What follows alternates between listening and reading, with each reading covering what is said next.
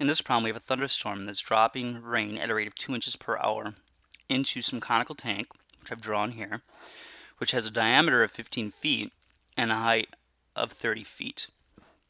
And the question is, at what rate is the water level rising? Okay, what rate is this guy moving up when the water is at 20 feet? So that's what I have here. Now, what we need to know when you do a problem like this is usually when you do like an area equation or a volume equation. So we have a volume of a cylinder, a conical tank. I shouldn't say a cylinder. That was wrong.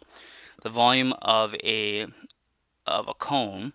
Okay, it's a function of both the radius and the height. So as the radius becomes wider, the volume changes, and as the height becomes longer or shorter, the volume again changes. So volume is dependent on these two guys right here.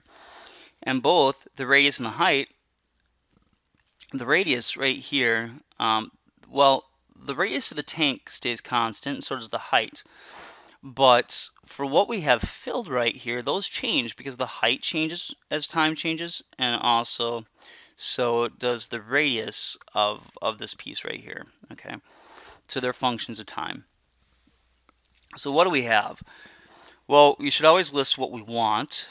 Okay, so they ask us, at what rate is the water level rising? So what is the change in this guy's height? Okay, so not the overall height of the tank, okay, but of the height. We'll call this right here, we'll just call this guy H, and we're going to call this guy R. So what is the rate of change of the height of the water with respect to time? That's what we want. Now what do we know? So we know, and we just write down everything we know, and then we try to come up with some relationship. Okay, so what do we know? Well, if we're getting 2 inches per 1 hour, okay, what we're going to do is we're going to take a look to see how much water is coming into this top portion right here. Okay, so what we've got for this top portion is a circle up top here. It has a radius of 7.5. So the total area up here is equal to 2 times pi times the radius. So the total area, the amount of water that we're capturing here, is going to be 2 times pi times, let's see here, give me 1 second, I'm just gonna, whoops. Okay, times the radius, which is 7.5. Okay, so this gives us the amount of area that this guy up top here is capturing is going to be 2 times pi times, oops, this is not the area. I'm sorry. That's the circumference. Something didn't look right there. Pi r squared, much better. Okay, so pi times the radius, 7.5 squared. So 7.5, if you want to, you can think about this in terms of a fraction. It might be a little bit easier. So 7.5 is 7.5. Okay. So we could write 7.5 as a fraction in terms of halves. Well, 7 will give me 14, so this will give me 15 halves. Okay, so 15 divided by 2 is 7.5. So this is pi times 15 over 2. And this guy right here is in feet. Okay, so we got to be a little bit careful here. So the area is going to be pi times this guy squared. And so what if I take 15 and I square that? Let's see here, 15. I'll just do it on a calculator. That's one of the ones I don't have memorized. Maybe you do. So 225. So this will be 225 over 2 feet, well, times pi.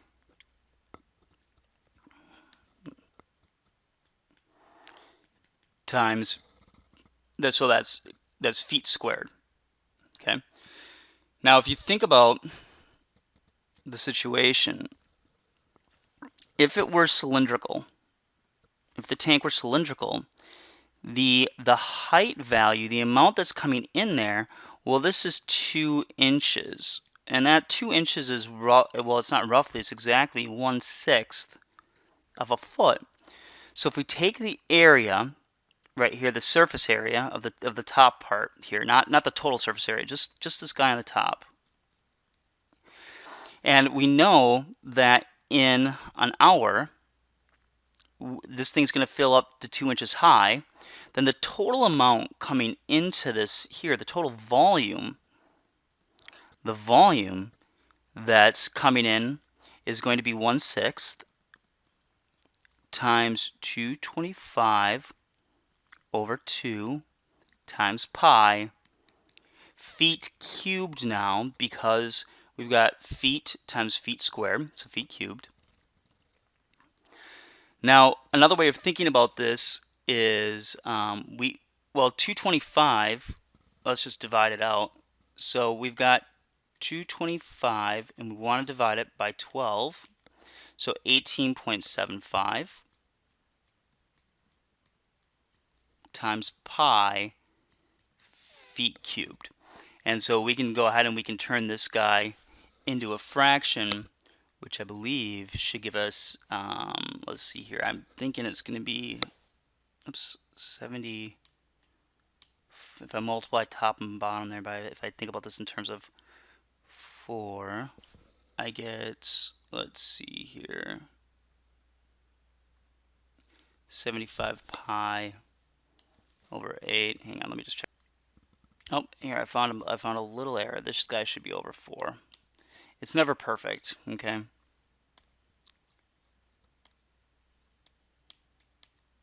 This is over 4, so that changes this guy right here. So what we've got is, let's clear this out. We've got 225 divided by 24, 9.375. That looks better. Okay, and if we convert that into a fraction, that gives us a volume of 75/8 pi feet cubed, just like that. So that's the rate at which the water's entering the tank. So we know that the volume, now this is per, if I do it per hour, then the rate of change of the volume of this tank right here with respect to time, the amount of water going into it, is going to be 75 pi over 8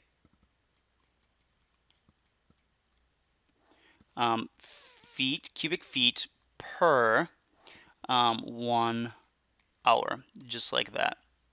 So let's go ahead and let's take this guy right here. So V, we know that V is equal to 1/3 pi r squared h. Okay, so dV dt, okay, if we differentiate both sides with respect to t, we have d dt of V is equal to 1/3 pi times d dt of r squared times h. So let's go ahead and work this guy out here on the right side. Well, d dt of V, using the chain rule, just gives us dV dt, so you should go ahead and check that. Over here, we get 1/3 pi times, now this right here, I'm going to have to use the product rule, because both the radius and the height are functions of what time it is. Okay, so this guy right here with respect to t is going to be the rate of change with respect to r times the rate of change of r with respect to t, derivative of the first times the second, plus the derivative of the second is dh dt times the first, just like that. I believe that looks pretty good.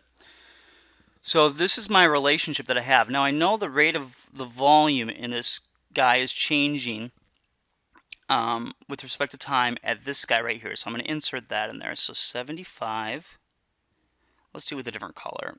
This yellow gets to be boring after a while. So 75 pi over 8, that's cubic feet per 1 hour. Okay, and I'm going to get rid of that so it's not so cluttered. Just remember the units. It's equal to 1/3 times pi times 2r times, now the rate of change of the radius with respect to time. Well, we should go ahead and find that guy out, and I believe that we can set up a formula for that. Okay. We'll need to know the radius, and we'll need to know the height because those guys are in there. So multiply this by, we do at this current time, I don't know how the radius is changing with respect to time. Okay, I'll figure that guy out. Okay. Times h. Now h is 20 because we're looking at that exact point in time. What is the height? The height's 20. Plus, I've got dh/dt. That's the guy I'm looking for. So that's the guy we're going to solve for. And we multiply it by the radius. I'm going to have to go through and calculate the radius in just a second here. So let's do that. Let's take a look at what is the radius value if we know the height value. Well, here's what we know. We know that we've got a triangle, really, it looks like in here, where we've got this length is 20. Okay, we don't know, excuse me, this length is 20, the height length is 20. We don't know this side length, okay, but what we're going to do is we're going to use a smaller triangle here. So I need to find r, okay, that's the big picture. So what I'm going to do is I'm going to compare this triangle right here to this larger triangle up here. And so what I'm going to say is that the little r over little h is equal to the big radius over the big height value. I also know that little h is 20. So if we do the computation here, we get 20 times 7.5. We're going to divide that by 30, and we're going to end up with a value of 5. Okay. So the radius at this exact time, okay, I'm going to erase this in here. Oh, I erased the wrong part. Let's go back and fill this guy in. I just think it looks nice. We know the radius here is 5 feet. Okay. The overall, what I need though is I need an overall relationship. Okay. Because I need to know what is dr dt in terms of dh because I need to replace this guy as well. So in general, I would have the radius over the height is equal to the radius over the height here. And so if I solve for h, I get 7.5 h is equal to 30r. And if I take 30 and I divide that by 7.5, I get 4. So the height is equal to 4 times the radius value. So now I have my relationship here. Okay. So if I find the rate of change of this with respect to t, I get the following. I want d dt. This is going to help me get this guy right here in terms of this guy right here. So you see, I want to solve this guy. I know this guy. We put it in. What I need to know is I need to find this guy, which means I need to substitute this guy in here. But I know there's a relationship between the height and the radius. It's given here. So this is going to be d dt of h is equal to 4 d dt of r. Okay, chain rule again. I'll let you do all the little pieces of it. But the chain rule says then that dh dt is equal to 4 times dr dt. So I want to replace dr with something in terms of dh, and I get that that's 1/4. 1/4 times the rate of change of the height is equal to the rate of change of the radius. So this guy right here can be replaced with this guy right here. So let's go ahead and do that. So this is 75 pi over 8 is equal to 1/3 pi times. Now the radius at that exact point we know is 5. So this is 2 times 10 at that point in time. dr dt is 1/4 dh dt. So put in 1/4 dh dt, still times another 20 plus dh dt times the radius squared. Well, the radius squared, the radius is 5, so the radius squared here is 25.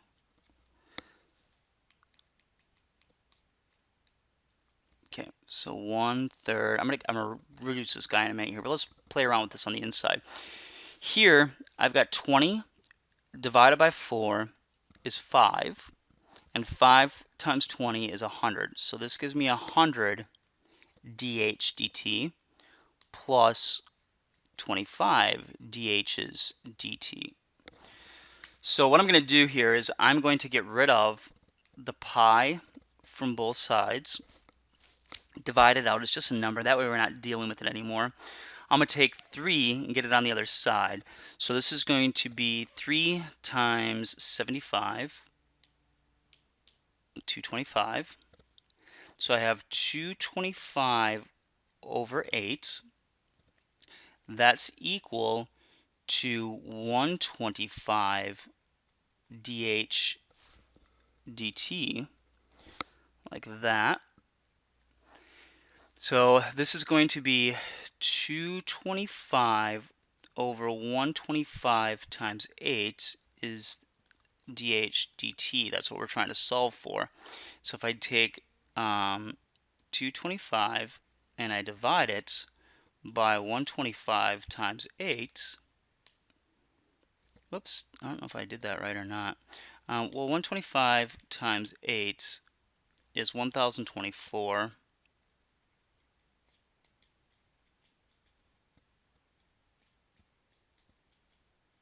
Like that. So 225 divided by 1024, yep, gives me this value right here. And if I want to, I can go ahead and reduce this nicely using my graphing calculator.